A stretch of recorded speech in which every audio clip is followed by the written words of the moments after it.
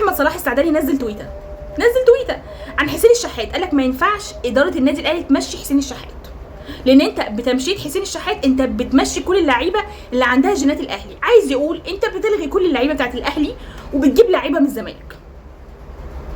اداره الاهلي الى اين؟ يعني انا مش فاهمه تفكيرك ايه، تفكير اداره الاهلي دي ايه؟ مش فاهماك ازاي. طب انت ازاي مستخسر في حسين الشحات 50 مليون ودفع لزيزو 100 مليون؟ بجد ازاي والله انا نفسي اسالها. يعني مين بيعمل كده؟ مين؟ وبأمارة ايه افضل افاصل في حسين الشحات اصلا ودافع 100 مليون؟ طب ما انا معايا فلوس، طب ما هو سوري يعني يفكر في مصلحته.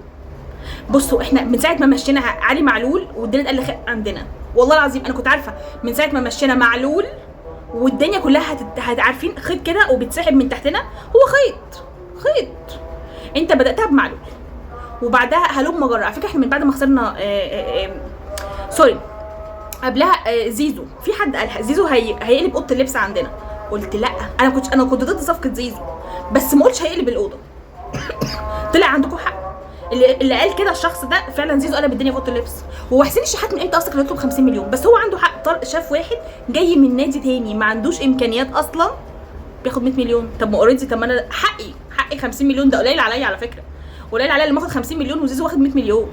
والله ده غلبان، يعني انا شايفه انه غلبان. اداره الاهلي الى اين؟ شفت بوست من فتره ان هو انت الزمالك بيلعب نفسه. ان الزمالك بيلعب نفسه. قلت ليه يعني بيلعب نفسه؟ ليه؟ واحد بيقول لك عشان عندكم انتوا واخدين ياسين مرعي من عندنا اصلا زملكاوي، وواخدين مش عارفه امام عاشور، وواخدين بن شرقي، وكملت بزيزو. طب ما انت كده لما بتمشي اصلا حسين الشحات وما اعرفش الله اعلم هتجيب لي مين، انت بتلعب الزمالك بيلعب نفسه. هيبقى البوست حقيقي، الزمالك هيبقى بيلعب نفسه. احنا اصلا كل لعيبه كده عندنا من الزمالك. يعني احمد عيد دوت اصلا كان يعني هو اصلا زملكاوي، وعندنا ياسين مرعي، وعندك زيزو، وعندك امام، وعندك بن شرقي. انا مش فاهماك. ده كان في اشاعه ان احنا عايزين ناخد الونش، او كنا في ناس كانت طلعت تقول ان احنا عايزين ناخد الونش وكنا هناخد عواد، ومحمد عواد حارس الزمالك. فانا مش فاهمه بجد اداره الاهلي الى اين. انا عايزه اسال سؤال، من امتى اصلا الاهلي كان بيعمل كده؟ يعني المنطق اصلا ازاي مشي علي معلول وحسين الشحات واسيب زيزو؟ بجد والله يعني ازاي زيزو وبن شرقي؟ يعني والله العظيم ما تقارنش. يعني انا حتى ما اقدرش اقارن بين حسين الشحات وبن شرقي وعلي معلول وبتاع وزيزو. ايه يا جماعه بجد انا خلاص عقلي بجد ما بقاش مستحمل اللي بيحصل، بقاش مستحمل. على فكره احمد صلاح السعداني عارفين ذهب الليل وطفح الكيل يا حماده، هو طفح الكيل خلاص منهم، طلع يتكلم اللي هو انتوا بتعملوا ايه. وبعدين بجد هو احنا ليه دايما حاطين الزملكاويه في دماغنا؟ ليه انا عندي مشكله كبيره. ليه احنا مش مركزين؟ انا قلتها قبل كده، احنا ليه مش مركزين في مصايبنا ومركزين في حياه الزملكاويه؟ عارفين الشخص الحشري لا حاشر مناخيره في حياه غيره. انا مالي الزمالك اصلا عليه ايقاف قيد، انا مالي الزمالك، انا هرفع. لا احنا بنفكر ازاي نأذي، ازاي نرفع قضيه على الزمالك او في الفيفا او في رابطه اتحاد الكوره علشان الزمالك ما شاركش في دوري الابطال واحنا نشارك فيه. احنا نستحق نشارك في دوري الابطال؟ لا، عشان بس نكون صراحه احنا ما نستحقش.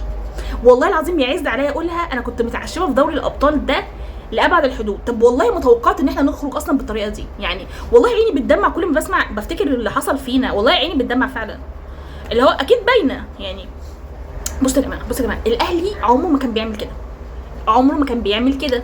من امتى احنا مستنيين فريق ياخد الدوري ومش عارفه ايه واحنا نرفع عليه قضيه عشان عنده مشاكل؟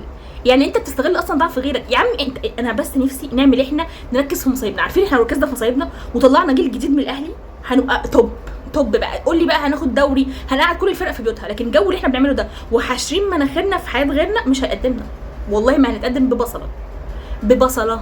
يعني مفيش اي تقدم والله ولا سنه ولا حركه كده لقدام. نبطل نحشر نفسنا، نبطل نجيب لعيبه من الزمالك. بصوا انا اصلا عايزه نوقف نجيب لعيبه من الزمالك. ما ينفعش اجيب لعيبه من الزمالك. انا بجد انا مش عايز اجيب لعيبه من الزمالك تاني. كفايه لحد كده، كفايه. وعايزه اقول لك حاجه، الناس اللي فرحانه ببن شرقي انه جاب جون في الزمالك ولا مش عارفه جون واسيست، بن شرقي مع الزمالك كان بيطير وما تقوليش ان هو كبير. بن شرقي مش كبير في السن، بن شرقي جه عندنا مش راكب معانا. على فكره تقريبا ما فيش لعيب بيجي من الاهلي وبيركب معانا. وحد يجي في الكومنتات شايفاك هتقول لي امام عاشور، في حد رد عليا بكده امام عاشور راكب. يا عم ما هي صفقه خسرانه، صفقه. بصوا يا جماعه، هو انا لما اجيب 5 صفقات من الزمالك وصفقه واحده تنجح انا خسران؟ والله خسران، والله العظيم خسران. فالمثل يقول لك ايه، ريح واستريح. انا ابعد عن نادي الزمالك، فكك منه، خليك في حالك. النادي الاهلي اللي كان باصص لنفسه كان بياخد كل البطولات، لكن طول ما احنا بصينا لغيرنا بجد هنقعد في البيت. احنا قعدنا في البيت اصلا اوريدي، احنا ما بقناش بنشارك في اي حاجه. يعني اتفرج علينا بقى السنه الجايه، الزمالك في دوري الابطال وبيراميدز في دوري الابطال، واحنا فين؟ احنا فين؟ اداره الاهلي ارجوكي ركزي، ارجوكوا بلاش نفكر في فرعيات وحاجات ما تخصناش اصلا. انا مالي انا الزمالك عنده ايقاف قيد ولا عنده 17؟ انا مالي الزمالك ناخد منه، احنا مش من حقنا على فكره، احنا مش من حقنا. وعلى فكره احنا لو شاركنا هنتعب بمصيبه بمهزله، يعني يمكن فضيحه اكبر من اللي فاتت. فبجد خلينا نركز في مصايبنا وحالنا. كفايه وكفايه تمشيه لعيبه من بعد علي معلول والخيط خلاص عارفين الخيط فلت مننا. هنمشي كل الناس وهنقعد مع مين؟ مع لعيبه الزمالك؟